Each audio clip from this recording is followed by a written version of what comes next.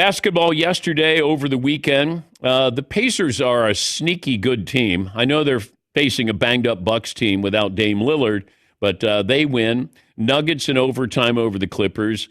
The Knicks, I thought they were going to lose to the Pistons, and then there was a 21-0 run, and the Knicks survived Game 1. The Timberwolves over the Lakers. And then yesterday, the Thunder beat the Grizz by 51 points. That's the largest Game 1 victory, margin of victory in NBA history. 51 points, the largest in a playoff game since 2015. And you're watching the game, and I felt bad for Mike Breen. He's the play-by-play voice, and I'm going, Mike, you're going to have to do some fill. You're going to have to tell some stories with Richard Jefferson here and Doris Burke, because this game is going to get out of hand early. The Lakers somehow were surprised at the physicality of the Timberwolves. I never understood that. I don't know if I'd ever admit that, where I go, dang, man, they play physical. Luka played well, but the rest of the team didn't hold up their end of the bargain, and Minnesota came after them and didn't let up and picked up the victory there. But, you can't lose games at home.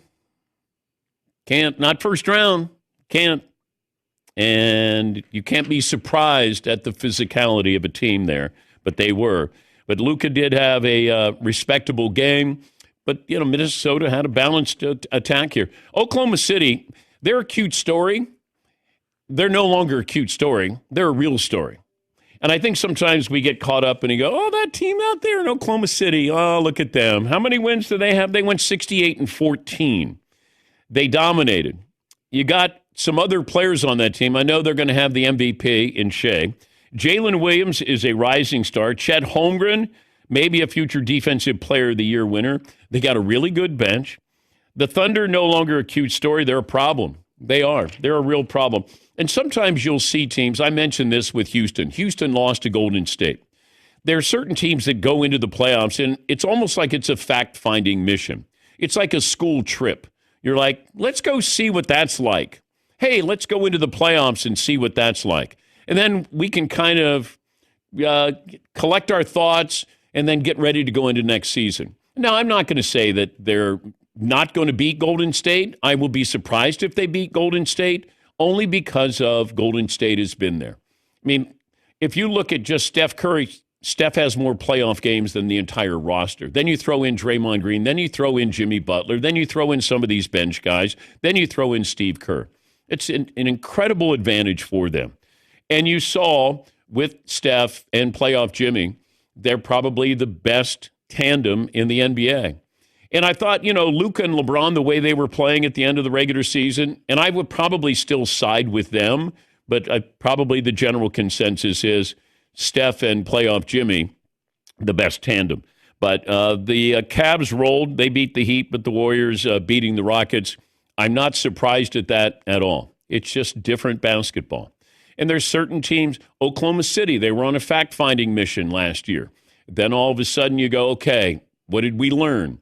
Go down through history. A lot of times you have to lose to learn how to win. What does it take? What do we do? What didn't we do? What do they do better than us? And I think that's what you're seeing with OKC. Cleveland, big question mark there. They were great, best team in the East during the regular season. The general consensus is what? The Boston Celtics, and rightfully so. That team is so deep. It feels like everybody can shoot a three. You could probably get the trainer out there, and he might be able to be respectable from three-point range. Everybody. And then, by the way, Derek White, Olympian. See, that's the dangerous part of this. When Jaylen Brown and Jason Tatum aren't great, but they're great, that's when you win championships. Yes, Marvin?